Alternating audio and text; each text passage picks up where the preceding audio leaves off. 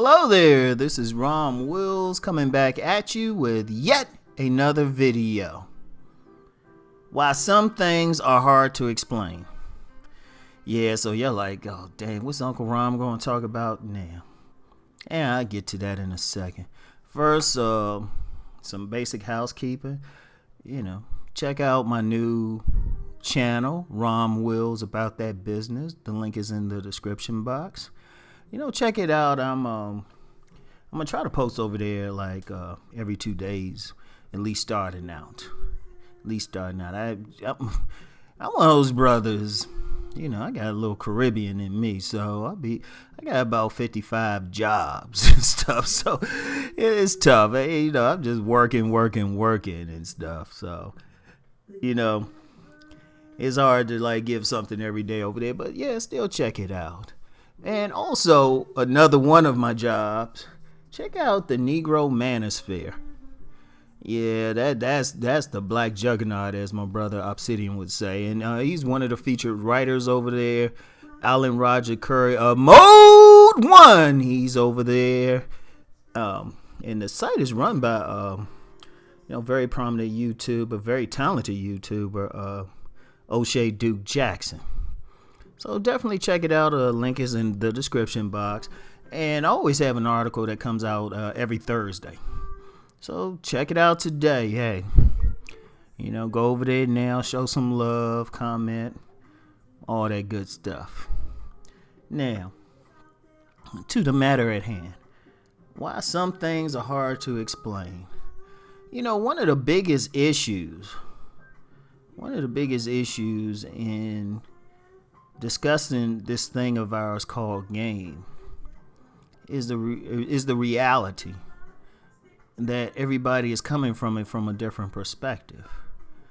And sometimes people are open to listening to other perspectives, and sometimes they're not. Most people look at stuff from their own personal perspective. Like recently, I was talking about the essence of game, and my general thing is a man, even though money influences women, my thing is a man doesn't need money to get a woman. And and I can only talk about what I know. Now, myself and many of the men in my peer group were able to get women without paying any money, and very attractive women without putting out any money or looking like we had status or something. I mean, that's just the reality. Also, without looking like we were thugs and everything. Because one of the things, and this goes back to the male imprint, to really teenage years when men start interacting with women. However they're imprinted, they get the idea that's what they have to do to get women. So if a dude didn't have to do anything but smile to get a woman, he's going to grow up thinking, oh, this is all I have to do. And what's going to happen is those are the type of situations that he's going to attract. Because, that's his belief system. When somebody believes something, that's the reality that it creates. I know that sounds deep, but, it's something anybody can check out. If you believe that every single dime that sees you, who has a big, fat, round booty, wants to have butt-naked sex with you, that's how you're going to approach those women. And the thing is, on a subconscious level, you're going to behave in such a way to actually attract those women. Oops, I just gave y'all some deep game. Wonder who picks up on it. So, you're going to believe that. But say your imprint was you had to have some money. You had to spend a whole bunch of money to get those women when you were young, or to get their attention, or you had to have some type of status. You're going to grow up thinking that, and then those are the type of women that you going to attract, because what you presenting to them is not your natural self, but rather whatever status or money you have. So that the women who are into that, that's what's going to be attracted. Now you get the men who maybe they ain't had that raw sex appeal, or they didn't have that status or popularity or a little bit of money, but they had to get women. Say they had to like lie, cheat, steal, be thirsty, be persistent with the woman. Their perception is going to be, this is what I have to do. So they're going to do it. Like, when I encounter men like that, it's hard to tell them, oh, yeah, you can just sit back and chill and a woman's going to approach you. They didn't have that experience. So if I say that to some men, they're going to be like, that's bullshit. Whereas I say it to another group of men who have the experience of women coming, chasing them and approaching them and just throwing it at them, they're going to be like, oh, yeah, that's normal, bro. In fact, since much of Nice Guys and Players really deals with a man being chilled and allowing women to choose him, the men who get the most out of it, the ones who resonate with that idea. And the reason they do is not because I'm telling them anything, but because they can relate to it. But yet the men who had to spend the money, they're going to be like, man, you got to have money, Ron. What are you talking about? Why are you telling these people out here? They're going to be like, yeah, you got to have that money, that status. You got to be driving that car. And then, and then they're going to say, well, this has been my experience. And their experiences is valid. And then you get some guys out there, they got no parts of the pussy. They ain't been with a woman. So it's like no matter what they do, it's not working. So explaining to them that, I think it's routine that a woman to come over your place with nothing on but a trench coat on. I mean, they're going to be like, that's crazy. That don't happen. That only happens in the movies. Or that women come over my place without any panties on. Or, you go over a woman's place. I think you think you're going to sit there and chill. She come out in a nightie or something. You think that's normal. Well, I think it's normal. The guy who hasn't got any, they're going to be like, that hasn't happened. That doesn't happen in real life because it really hasn't happened to them. They won't have that perception of it. And once again, since they have that perception that it doesn't happen for them, that's what's going to happen. It's not going to happen for them. Big part of the game is just believing something's going to happen. Yeah, that's a separate video. So you have different groups of men with different perceptions. And see, this is what happens too. This is what happens. It's not that any man will just have his particular perception in isolation. Oh no. Especially in the age of social media. What happens is dudes get on the internet. Or, sometimes they might go to that right. They might be in the right social group anyway. Something. But they're going to gravitate naturally towards people who have the same perception. Like I've always said, my peer group, mostly good bars. Mostly. With a few, masked men in there. Very few, though. It's mostly good bar types. That's who I click with. Right? So, when we talking about women, we got the same perception. But then if you get that money man, we might have some things in common, because the money man, let's be real. If you got resources, you're going to get play. You might not get that most woman's emotion, but she'll give you a body as long as you providing the resources. We might have a little bit to talk about, depending on who they are. Especially if they got some type of status or something, they probably had some interesting experiences. But there's going to be some differences.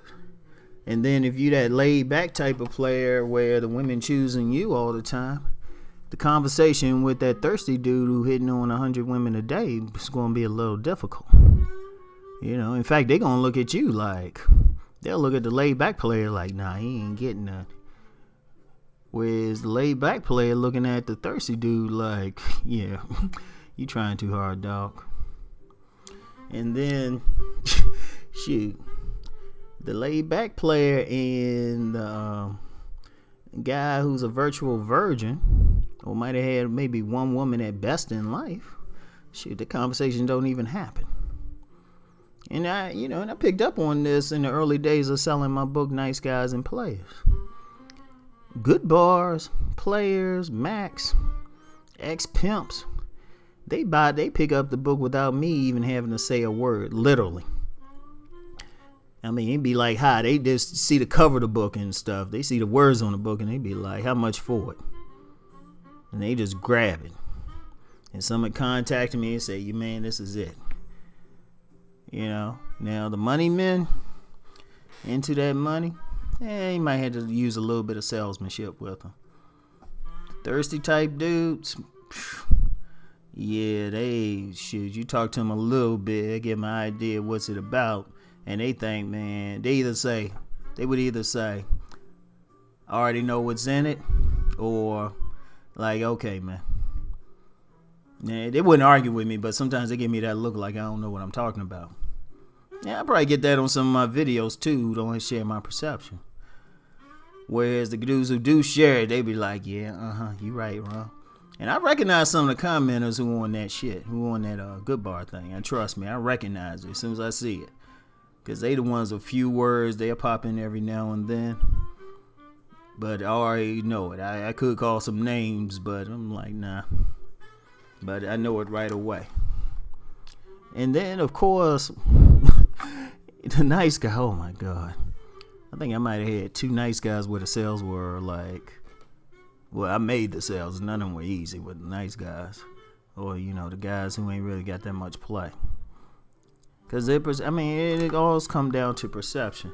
The one thing that any man especially, or any man or any woman, anyone listening is, be willing to listen to a different perspective, even though it doesn't match yours. Be willing to listen to different ideas. It's not that a different idea is challenging what you know. It's adding to it, really. It gives you another perspective. I love hearing another perspective. I love it. I love it. When I meet guys and, their experience with women is different from mine, I sit down and listen. I don't care what it is. I don't care what they talking about. As long as they willing to do it peacefully and not argue with what I might say. Or truth be told, I might not even say anything. I might just let them talk. That's how I learn stuff.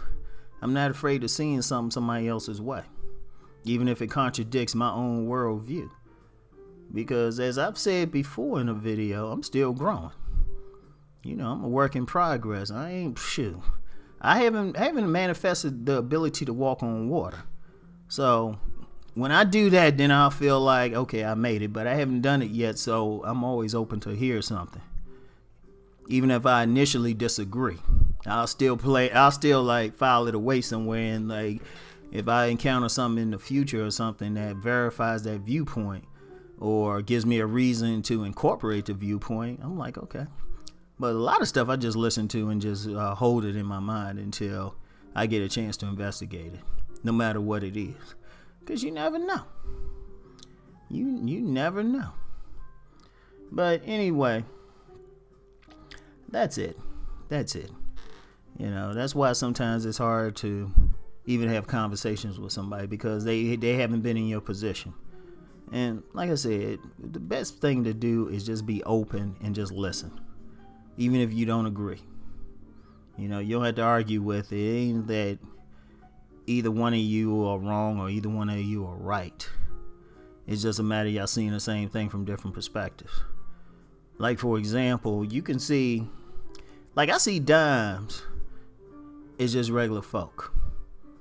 In fact, I'm going to tell y'all a weird thing with me. It's hard for me to notice if a woman is facially beautiful.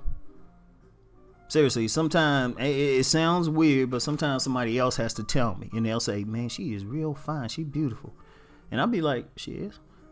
And the reason why, and I've written this down in like players' eyes, most of the women in my family are like dimes, like real pretty. So you grow up kind of develop like an immunity to it, so it doesn't shock me.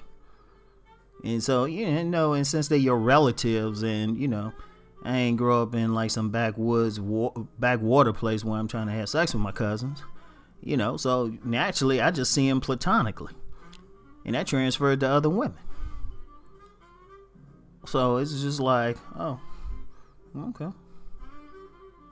So that's my perspective. But somebody else who didn't have that experience, they see some beautiful woman. They like, God damn, she fine. Shoot, let me get out this money. Let me just stay in her inbox for like about 3 weeks. Let me try to be her friend so she see how nice I am.